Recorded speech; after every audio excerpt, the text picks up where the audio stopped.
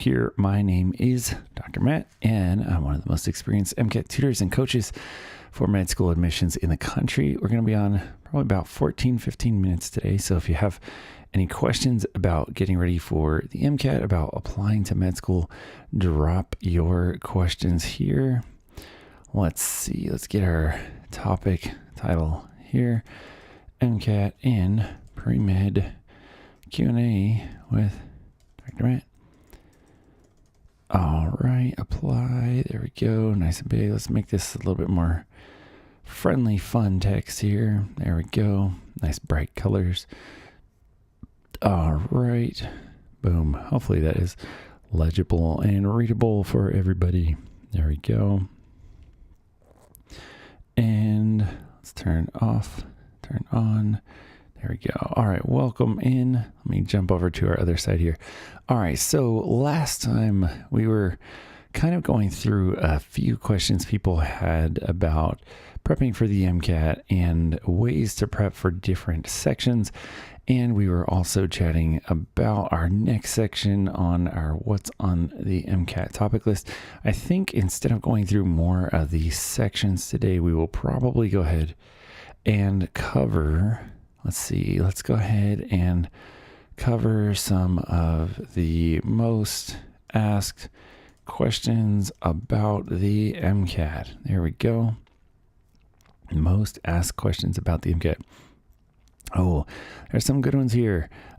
One is people asking how long is the MCAT? Technically, the testing time for the MCAT, you're going to be looking at around 6 hours of testing time. Obviously, 6 hours of testing time is no joke. Realistically, you're going to feel more like it is around an 8-hour exam, like 7.5 or 8 hours. So be ready.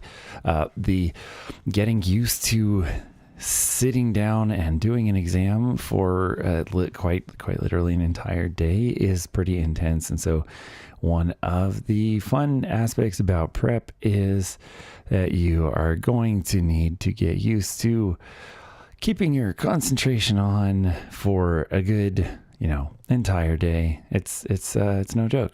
All right. Next one is, what are the what topics on the MCAT? And I think people, when they ask about what topics on the MCAT, they're kind of thinking of two different things. One of the things is they're asking about sort of the broad, like what topics are on it. Like broadly speaking, physics, gen chem, organic chemistry, biochemistry, biology, mostly lower level biology, a little bit of upper level bio, and psych and sociology, biochemistry, and of course reading comprehension, which covers all different topics. And then the other way that they could be asking about the what's on the MCAT is to be trying to figure out what exactly is. Let me get rid of this part for 1 second. The other part that they could be asking about is the more detailed question, right? Like, what exactly is on the MCAT? Like the hard, the crazy, the fun, the cool, the wild part about what's on the MCAT is that the actual full topic list is pretty darn near, not near 100 pages. It is like, it's a document. It's over 100 pages long. And so, yeah, it is long. It is a lot. I wonder if I can change my background here. Is it possible to change the background? What is that? Oh, that's actually really fun. Let's do this. Let's turn off that one and turn on that one, and then bump this one down and bump this one down. And what if we bump this one up here? Boom. Maybe that'll work better. Haha. Yeah. Okay. Maybe we'll see. We'll see if it makes a difference. All right. The other, so if you are not sure, like what specific exact topics you're going to need to know, I do encourage you to actually look through the what's on the MCAT and get used to just how detailed it is. I think a lot of people have an idea that the MCAT is both broad and deep, and it is true. It is both broad and deep. But man, the broadness of it, the breadth of it is something that you cannot possibly understate. So a lot of times, thank you, Choma, for following. A lot of times the students who are preparing for the MCAT have this idea that they don't have to know the really specific stuff. They mainly need to know the general sort of big, heavy hitting topics from each of the main sciences. And the wild part is you do need to know that, right? Like you need to have a good enough grasp of the big content areas to do a good job, regardless of how random the context of the passage that you're being asked about has sort of embedded within it, those topics. But the deeper part is that the broader part is that you may be asked really specific stuff about any of those sort of 100 pages of content. And that can be completely overwhelming for some people because you might be asked about a particular thing about a virus or a bacteria or an organelle or a particular metabolic pathway or a particular organic chemistry molecule. And it is a lot. It is a lot of topics. And so this should very strongly direct your preparation towards problem-based learning. I think that's the most important thing you can take away. If you don't take away anything else, take the problem-based approach to MCAT prep, and I think you will find it to be much, much, much more productive than any other technique out there. All right, guys, drop those questions. We're going to be on just about 5 more minutes. Super busy day today, so drop those questions, and we'll be on about 5 more minutes. So any other questions that you guys have? Let's see here. The other most popular, let's see, where'd my list go?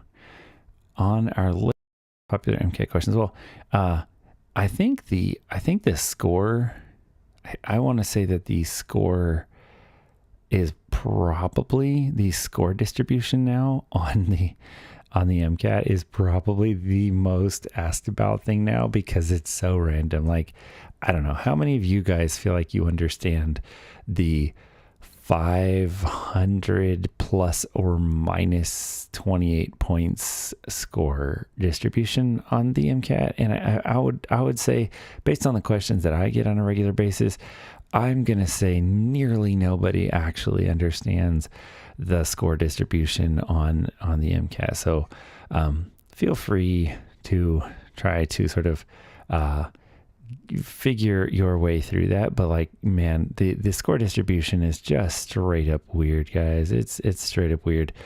All right. I wonder if I should swap my thing out here, since that part is not updated. There we go. I think we'll do that for now. All right, guys, drop your questions here if you have a question about the MCAT or getting into med school. All right, next one question says, I'm a high schooler. When should I start studying for the MCAT? So the journey from being a high school student to being a medical student generally takes one of 3 paths. One of them is, if you're in the European system, you actually don't need to take the MCAT. You can apply directly from high school with a much, much, much simpler application, a much simpler entrance examination, and you can apply directly to the sort of direct combination college med school program. And generally speaking, in Europe, that is going to be something like a 6-year program, and you will not need to take the MCAT at all. Now, if you're in the US side, so the European system, exactly. The European system is very similar to a BS to MD. So in the US system, the BSMD is becoming more popular. It's kind of the American copy of that system, not exactly, but it's roughly equivalent. You apply in high school to get into a college that has essentially pipeline admissions into their partner medical school program. The thing you have to be aware of is that the majority of BSMD programs do actually require you to still take the MCAT. So as great as it is to not, have to take the MCAT in the European system, there is a very, very limited number of programs in the US that do not require the MCAT. And the even sort of wilder thing about that is that if you are in a pipeline program with some of the BSMD programs, the MCAT requirement is actually quite high. Like surprisingly high. But yeah, generally speaking, yes, I see that you commented that the requirement is very low. The majority of the time, the requirement for the MCAT score for most pipeline programs is moderate. It's usually, from students that I've worked with, I want to say the majority of them have told me that there's this somewhere in the like ballpark of like a 506 to 508. So it's kind of one of those like, it's a challenge to achieve that kind of score. You still have to study pretty hard, but you don't have to sort of like land in the like high likelihood of admission scores. Like you don't have to hit a 514. You don't have to hit an Ivy League score of a 517 or something. But you can't get away with like a 500 for most of them, right? Like scoring average is not the point. So it's, and mind you, again, it cuts back on the sort of intensity and the several $1,000 process of getting through the multiple, like a lot of students will apply to like 1 or 2 dozen or 3 dozen. I have some students this year who are applying to like 30 something med schools. So, it can help you skip to the front of the line. BSMD is great. Now, all of that said, if you are going to go the classical route of going into college and then doing the MCAT, two quick comments on this. One is I have an actual sort of timeline guide for free. It's a free resource. You can get it. Just go to mcatboss.com and click the resource, the free resource, and it'll ask you for your email address.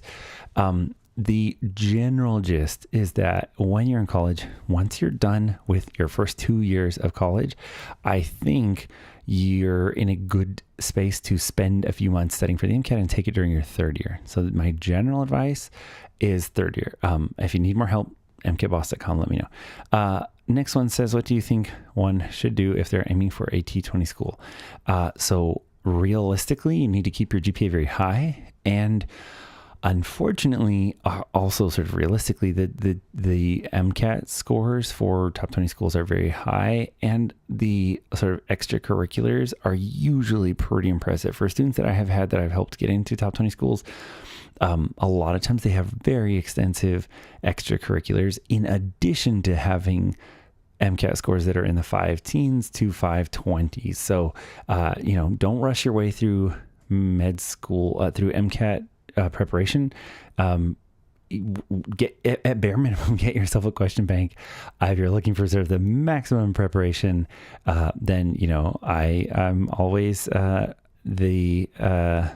I think a reasonable, fun go-to. So mcatboss.com, little mini pitch there. But yeah, I'm happy to help you guys out. If I can, catch me on the live next time, or drop me a line, matt@mcatboss.com. If you're looking for help and personal guidance on the MCAT, just drop a line or jump on one of the options at mcatboss.com. And I will see you guys next time. This has been Matt, Dr. Matt, and I will see you guys next time. Keep your momentum and catch you soon.